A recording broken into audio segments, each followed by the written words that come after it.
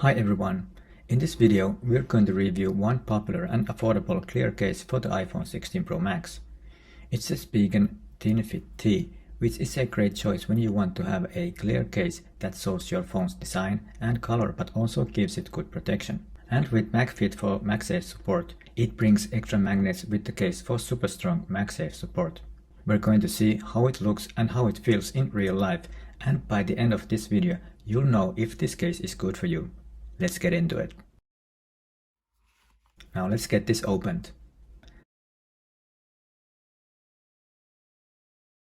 And there we have it.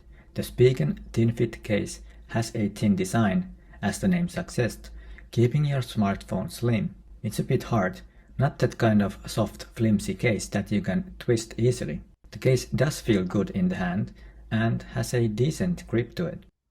Let's have a look at the weight. 47 grams. There are some lighter ones, but this is okay, I would say. It's technically a hybrid case with the polycarbonate back and TPU bumpers, which actually makes it lighter than a comparable TPU or silicone case. Now let's put it on. It's a bit tight to put on. There, you can hear a small snap when you get it on. And it is quite slim, not bulky at all, showing the design and the color of your phone nicely, and giving some protection for sure. Buttons are easy to press, a little bit clicky.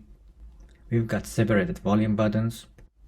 For the camera control button, there's a different type of button. It's touch sensitive and capacitive button cover for seamless functionality, not having a cutout like many phone cases have. And maybe now when we are talking about clicking buttons, it's good time to click that like button. If we take a look at it from the side, you can see it's got a slightly raised edge around the camera module and the front screen. It does a good job at keeping the fingerprints down.